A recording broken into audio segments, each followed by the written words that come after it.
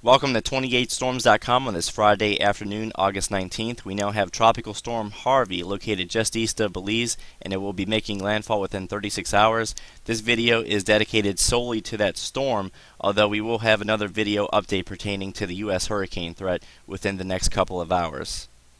Harvey is now packing maximum sustained winds of 40 miles per hour. We now have tropical storm warnings for much of the Belize coastline. The official track takes this very close to Belize City with maximum sustained winds of 50 to 55 miles per hour, with that center making it very close to the coast during the evening hours tomorrow. But keep in mind that we do have a lot of weather out ahead of that center, so the weather will begin to go downhill during the daytime hours tomorrow. The forecast over the next 36 hours is pretty straightforward, and fortunately we also have a fair amount of model support here with a landfall somewhere close to Belize City as being advertised by the official Hurricane Center forecast track.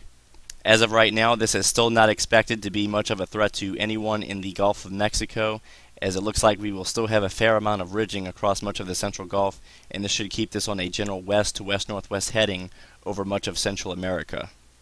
Now, before I show you the most recent satellite imagery, this was some microwave imagery taken during the late morning hours, and at this time we can already see that the storm is getting its act together, because overnight the center began to relocate or shift more toward the north, and that gave it some more time over water here over the Gulf of Honduras instead of running directly into land here. So now this storm has an additional 24 to 36 hour window to really begin to intensify, and the overall structure of the storm has definitely improved, and I'm sure that based on the most recent satellite imagery, this microwave pass will be even more impressive the next time we get one.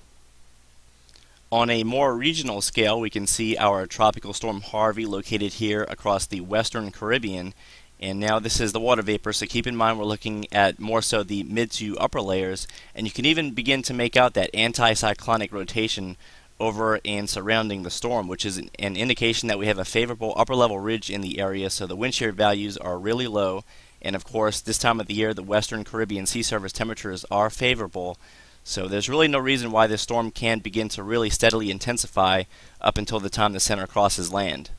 So here we are taking a more zoomed in look at the storm, and I'm going to overlay the Hurricane Center forecast points just so you can get an idea as to where the general center is located. This was a little bit earlier in the day, and now the actual center is right in this area, and as we can see there's a really good convective flare-up beginning to occur right over the center. And that's an indication that we are seeing more steady intensification.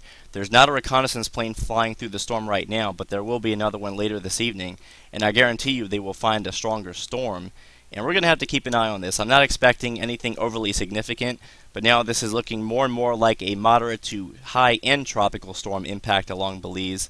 So interest right along the coast, you may want to start bringing in some of those loose items you may have around your home, because you don't want anything blowing around your community and causing more damage than it really should. And finally, just to prove that we can still get some intensification in the extreme southwest Gulf of Honduras, I went back and looked into the history books, and I really didn't have to look that hard. This is the track for Hurricane Richard back in October 2010, so this was less than a year ago, and this storm was able to go from a strong and solid tropical storm all the way to a Category 2 hurricane right before landfall. Now, we're not expecting any type of that much rapid intensification. However, once again, a moderate to strong end tropical storm is now becoming a little bit more likely. I can't entirely rule out a borderline hurricane, although I would still say that a tropical storm is by far the best bet at this current time.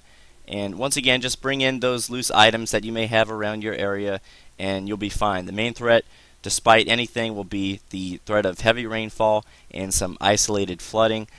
So those are all of the main things that you need to be preparing for now before the weather starts to go downhill just a little bit during the daytime hours tomorrow. So thanks again for visiting 28storms.com. Please check back soon for more updates on our main page, and especially our 28storms.com Facebook page, where we will continue to provide frequent updates on both of our tropical systems throughout the afternoon and overnight hours.